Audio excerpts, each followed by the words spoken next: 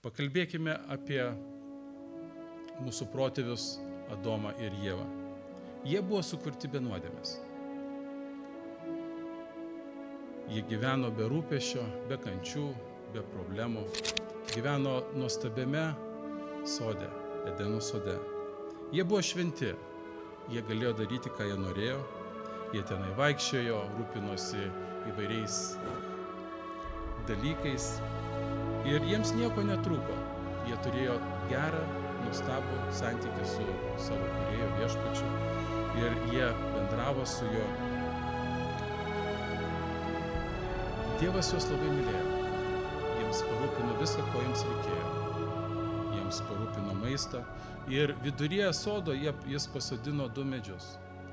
Vieną gyvybės medį ir kitą medį pažinimo gėrio ir blogio. Adomui jisai sakė nevalgyti nuo medžio pažinimo gėrio ir blogio, nes tą dieną, kai jisai valgys, jisai mirs. Kaip mes žinome, mūsų protėviai nepakluso Dievo įsakymui. Jie nusižengė ir jie suvalgė tą uždraustąjį vaisių. Pagal Dievo žodį jie turėjo. Dabar klausimas. Ar jie mirė? Tie, kas skaitėte ir žinote tą istoriją, mes žinome, kad tą dieną, kai Adomas ir Ieva nusikalto prieš Dievą, kai suvalgė uždraustąjį vaisių, jie nemirė. Dar po nuopuolio Adomas pragyveno 930 metų. Tai kaip yra su mirtimi? Dievas pasakė, kad jie mirs. Kodėl jie nemirė?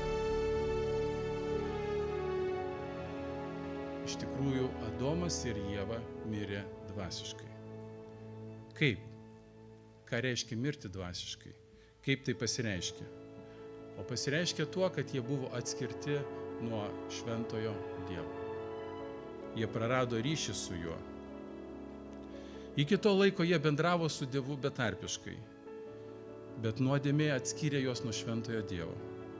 Šventasis Dievas negali būti kartu su nuodėme, negali gyventi kartu su nuodėme ir negali gyventi su nuodėmingu žmogumi. Todėl Adomas ir Ieva automatiškai tą akimirką, kai jie nepakluso Dievui, jie buvo atskirti nuo Dievo dėl savo nuodėmės. Istorija būtų labai liūdna, jeigu ne Dievo meilė mums žmonėms. Dievas pats pirmas žengė pirmąjį žingsnį link žmonių, link žmonijos išgelbėjimo.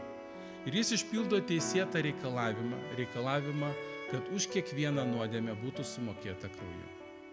Už mūsų nuodėmę, bet kokią, pačią mažiausią nuodėmę, turi būti išlietas kraujas. Tokia yra teisingo Dievo nuostata. Už nuodėmę turi būti sumokėta krauju. Ir štai jisai pats pirmas nužudo nekaltus gyvulius, tam, kad jų kailiais aprengti pirmuosius žmones. Tai buvo pranašystė į ateinantį nekaltą Dievo avinėlį, kuris prisims viso pasaulio nuodėmes, tavo ir mano. Taigi mes gavome viltį, nuostabią viltį, kad Dievas pasirūpins mūsų nuodėmėmis, ištrauks mus iš nuodėmių duobės, nuplaus